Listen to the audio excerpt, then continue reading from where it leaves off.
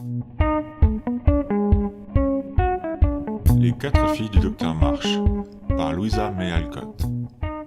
Chapitre 1 où le lecteur fait connaissance avec la famille américaine. Noël ne sera pas Noël si on ne nous fait pas de cadeaux, grommela Miss Joe en se couchant sur le tapis. C'est cependant terrible de n'être plus riche, soupira Meg en regardant sa vieille robe. Ce n'est peut-être pas juste non plus que certaines petites filles aient beaucoup de jolies choses et d'autres rien du tout, ajouta la petite Amy en se mouchant d'un air offensé.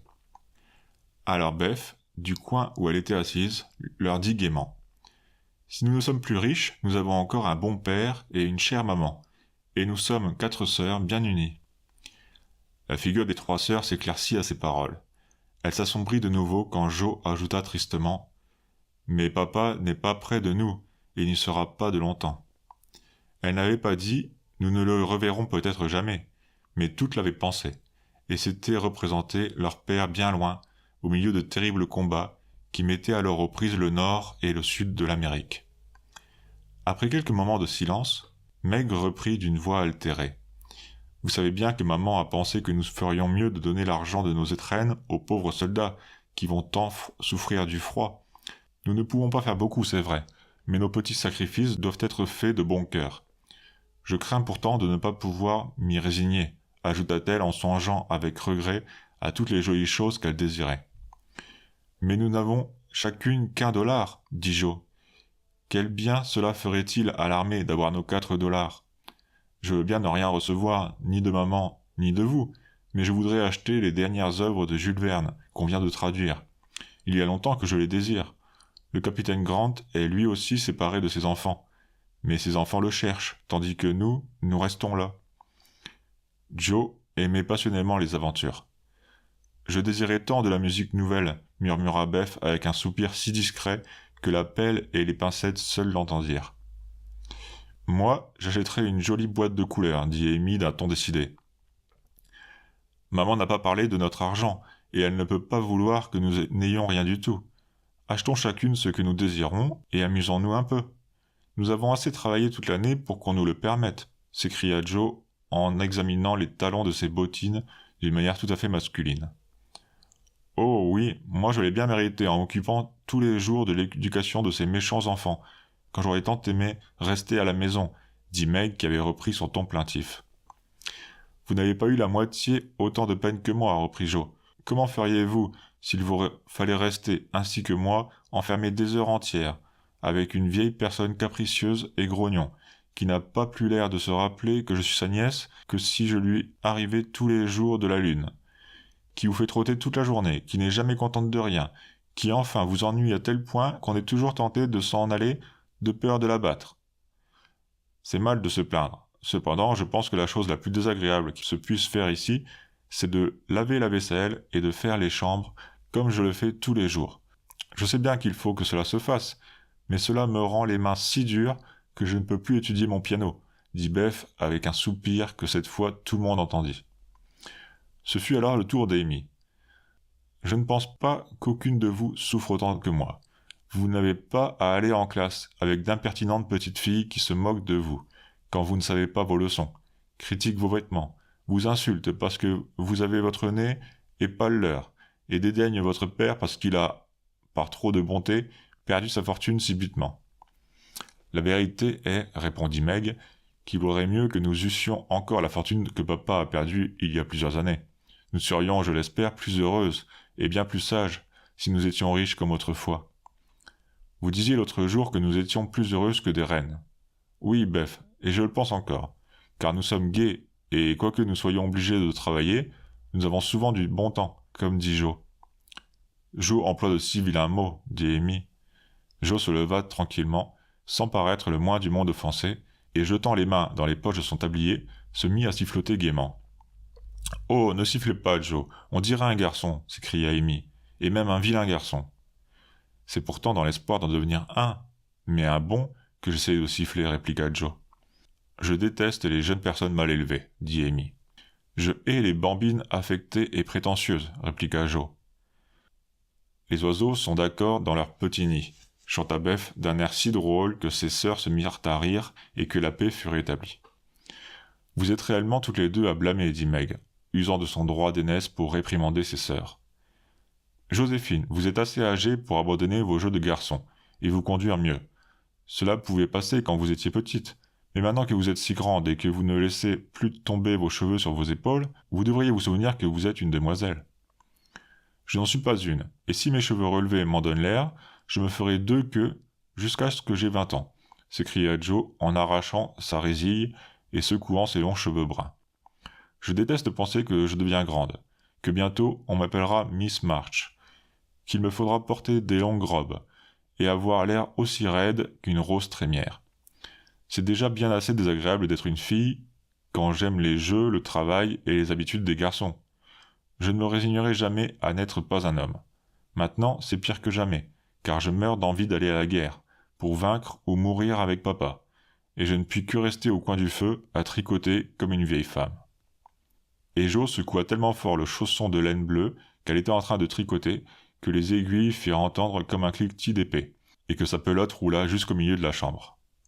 Pauvre Joe, c'est vraiment bien désagréable, mais comme cela ne peut pas être autrement, vous devez tâcher de vous contenter d'avoir rendu votre nom masculin, et d'être pour nous comme un frère, dit Beth en caressant la tête de sa sœur Joséphine d'une main que tous les lavages de vaisselle du monde n'avaient pu empêcher d'être blanche et douce. Quant à vous, Amy, dit Meg, continuant sa réprimande, vous êtes à la fois prétentieuse et raide. C'est quelquefois drôle, mais si vous n'y faites pas attention, vous deviendrez une petite créature remplie d'affectation. Vous êtes gentille quand vous êtes naturelle, mais vos grands mots, que vous écorchez et que vous ne comprenez pas toujours, sont aussi mauvais dans leur genre que les mots trop familiers que vous reprochez à Joe. Si Joe est un garçon habillé en fille et Amy une petite sotte, qu'est-ce que je suis donc ? Demanda Beth, toute prête à partager la gronderie. Vous êtes notre petite chérie et rien d'autre, répondit chaudement Meg. Et personne ne la contredit. Comme les jeunes lecteurs aiment à se représenter, même au physique, les personnes dont on parle, nous allons leur donner un aperçu des 4 jeunes filles, qui, pendant que la neige tourbillonnait au dehors et présageait une nuit glaciale, tricotaient activement à la lueur incertaine du feu. La chambre dans laquelle nous les trouvons, quoique meublée très simplement, avait un aspect agréable. Plusieurs belles gravures garnissaient les murs. Des livres remplissaient tous les recoins. Des chrysanthèmes et des roses de Noël fleurissaient entre les fenêtres. Enfin, on sentait partout comme une douce atmosphère de bonheur et de paix. Marguerite, l'aînée des 4, allait avoir 15 ans. Elle était belle et fraîche, avec de grands yeux bleus, des cheveux châtains, abondants et soyeux, une petite bouche et des mains blanches dont elle avait quelque tendance à s'enorgueillir. La seconde, Jo, qui avait 14 ans, était grande, mince et brune, et ne semblait ne jamais savoir que faire de ses longs membres. Elle avait une grande bouche et un nez passablement retroussé. Ses grands yeux gris ne laissaient rien passer inaperçu, et étaient tour à tour fins, gais ou pensifs. Ses cheveux longs, épais, magnifiques, constituaient pour le moment toute sa beauté, mais elle les roulait généralement dans sa résille afin de ne pas en être gênée. Elle avait de grands pieds, de grandes mains, des mouvements anguleux. Ses vêtements avaient toujours un air de désordre. Toute sa personne donnait l'idée d'une fille qui va grandir vite, qui va devenir rapidement une demoiselle, et qui n'en est pas satisfaite du tout. Elisabeth, ou Beth, comme chacun l'appelait, était une petite fille entre 12 et 13 ans, rose et blonde, avec des yeux brillants, des manières timides, une voix douce et une expression de paix qui était rarement troublée. Son père l'appelait Miss Paisible, et ce nom lui convenait parfaitement, car elle semblait vivre dans un heureux monde dont elle ne sortait que pour voir les quelques personnes qu'elle aimait, et ne craignait pas. Amy, quoique la plus jeune, était à son avis du moins une personne importante. C'était une fillette aux traits réguliers, au teint de neige, avec des yeux bleus et des cheveux blonds, bouclés, tombant sur ses épaules. Elle était pâle et mince et faisait tous ses efforts pour être une jeune fille distinguée. Quant au caractère des 4 sœurs, nous laissons au lecteur le soin d'en juger. La pendule sonna 6 heures, et Beth, ayant balayé le devant de la cheminée, mit à chauffer devant la flamme une paire de pantoufles. D'une façon ou d'une autre, la vue des pantoufles eut un bon effet sur les jeunes filles. Leur mère allait rentrer, et chacune d'elles s'apprêta à la bien recevoir. Meg cessa de gronder, et alluma la lampe.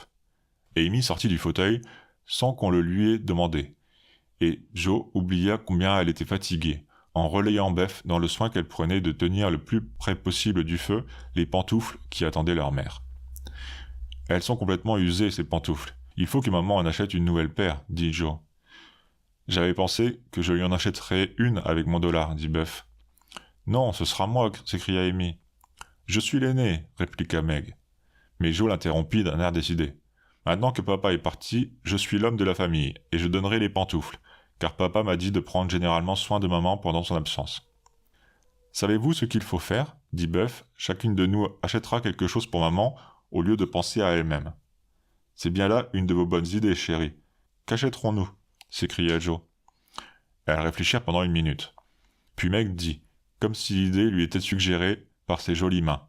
« Je lui donnerai une belle paire de gants. »« Moi, les plus chaudes pantoufles que je pourrais trouver, » s'écria Joe. « Et moi, des mouchoirs de poche tout ourlés, » dit Beth. « J'achèterai une petite bouteille d'eau de Cologne. Elle l'aime bien, et cela ne coûte pas très cher. Ainsi, il me restera un peu d'argent pour moi, » ajouta Amy. « Comment donnerons-nous tout cela ?» demanda Meg. « Nous disposerons de nos présents sur la table, puis nous prierons maman de venir, et nous la regarderons ouvrir l'un après l'autre les paquets, » répondit Joe. « Vous rappelez-vous comment nous faisions le jour de notre fête ? J'avais toujours si peur quand c'était mon tour de m'asseoir dans le grand fauteuil avec une couronne sur la tête et de vous voir venir me donner vos cadeaux avec un baiser. J'aimais bien les présents et les baisers, mais c'était terrible de vous voir me regarder pendant que je défaisais les paquets, » dit Beth, qui pour le moment rôtissait sa figure en même temps que le pain destiné au thé. « Il faut laisser maman croire que nous achetons quelque chose pour nous, afin de bien la surprendre. Nous nous occuperons de nos achats demain après-midi, en allant faire nos emplettes pour notre comédie du soir de Noël, » dit Joe à Meg, en se promenant de long en large, les mains derrière le dos et le nez en l'air. « C'est la dernière fois que je jouerai. Je deviens trop vieille, » fit observer Meg, qui était aussi enfant que ses sœurs sous ce rapport-là.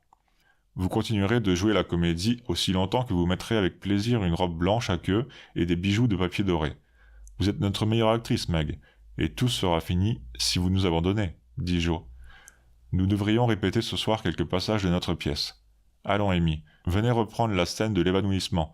Vous ferez bien de l'étudier, car vous êtes raide comme un piquet. » « Je ne peux pas faire autrement. Je n'ai jamais vu personne s'évanouir.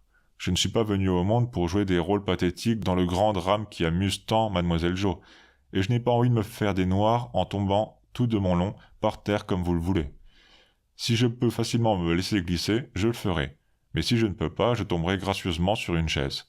Cela m'est égal que le tyran vienne me menacer avec son pistolet, » répliqua Amy, qui n'était pas douée de talent dramatique, mais qui avait dû être choisie pour remplir ce rôle, parce qu'elle était assez petite pour être emportée tout en pleurs hors de la pièce.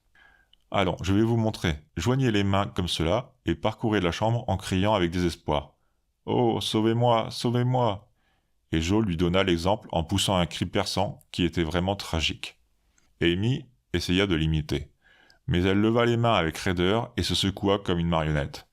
Quant à son « oh », au lieu d'être l'expression de l'angoisse et de la crainte, il faisait plutôt penser qu'elle venait de se piquer le doigt en cueillant une rose. Joe gémit d'un air découragé, et Meg se mit à rire, tandis que Beth s'apercevait que, dans sa préoccupation de regarder les acteurs, elle avait laissé brûler une rôtie. « C'est inutile, faites le mieux possible quand le moment sera arrivé, » dit Joe à Amy, « mais si on vous siffle, ne m'en accusez pas. Allons, à vous, Meg. » Le drame, intitulé par Joe son auteur « La caverne de la sorcière », continua d'une manière splendide. Le tyran, Don Pedro, défia le monde dans un monologue de 2 pages, sans une seule interruption. Agar, la sorcière, penchée sur une chaudière où des crapauds et des serpents étaient supposés en train de cuire, chanta une invocation terrible. « C'est certainement la meilleure pièce que nous ayons jamais eu à jouer, » dit Meg, très satisfaite. « Je ne comprends pas comment vous pouvez composer et jouer des choses aussi étonnantes, Joe. Vous êtes un vrai Shakespeare » s'écria Beth, qui croyait fermement que ses sœurs étaient douées d'un génie étonnant pour toutes choses. « Pas encore, » répondit modestement Joe. « Je pense que la caverne de la sorcière est assez réussie, mais il n'y a pas assez de meurtres. J'adore en commettre avec des couteaux de bois. »« Est-ce un poignard que je vois devant moi ?» murmura Joe en roulant les yeux et attrapant quelque chose d'invisible, comme elle l'avait vu faire à un célèbre tragédien. « Non, Joe, rendez-moi ma fourchette, ce n'est pas un poignard, et ne piquez pas la pantoufle de maman à la place d'une rôtie, s'écria Beth. La répétition finit par un éclat de rire général. « Je suis bien aise de vous trouver si gais, mes enfants !» dit une admirable voix sur le seuil de la porte.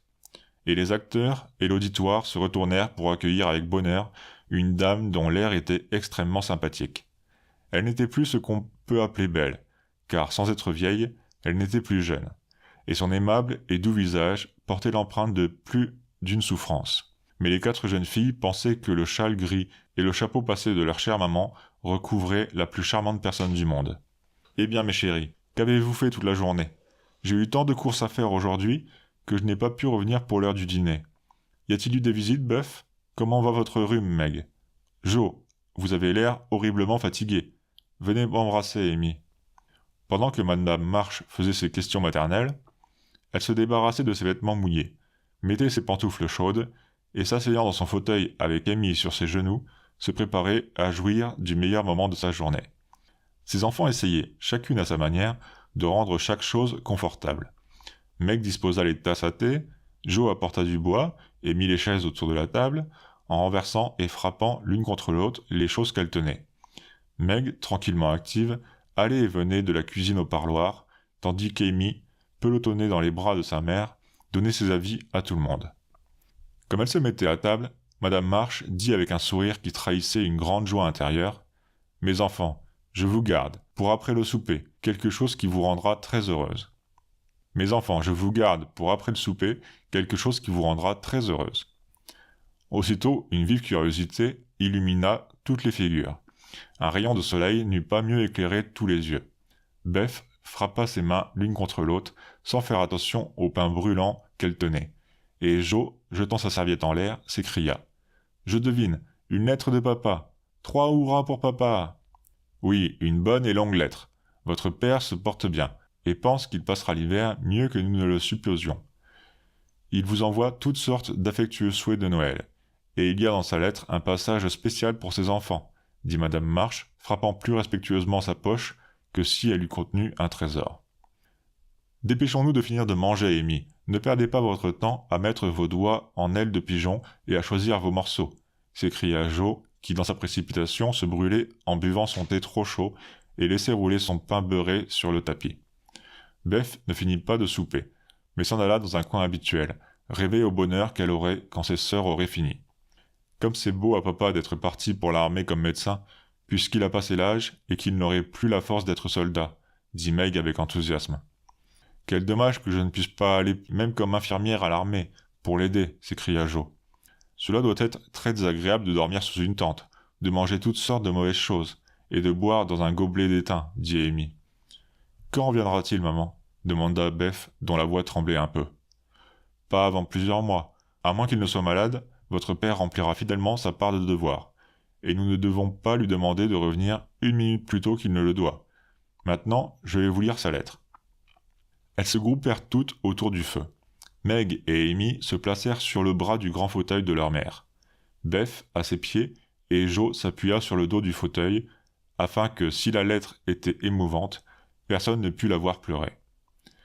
Dans ces temps de guerre, toutes les lettres étaient touchantes, et surtout celles des pères à leurs enfants. Celle-ci était non pas gaie, mais pleine d'espoir. Elle contenait des descriptions animées de la vie des camps et quelques nouvelles militaires. Ils pensaient que cette guerre, plus funeste qu'aucune autre, puisqu'elle avait le malheur d'être une guerre civile, prendrait fin plus tôt qu'on avait osé l'espérer. À la dernière page, seulement, le cœur de l'écrivain se desserrait tout à fait, et le désir de revoir sa femme et ses petites filles y débordait. Donnez-leur à toutes de bons baisers, dites-leur que je pense à elles, tous les jours, et que chaque soir je prie pour elles.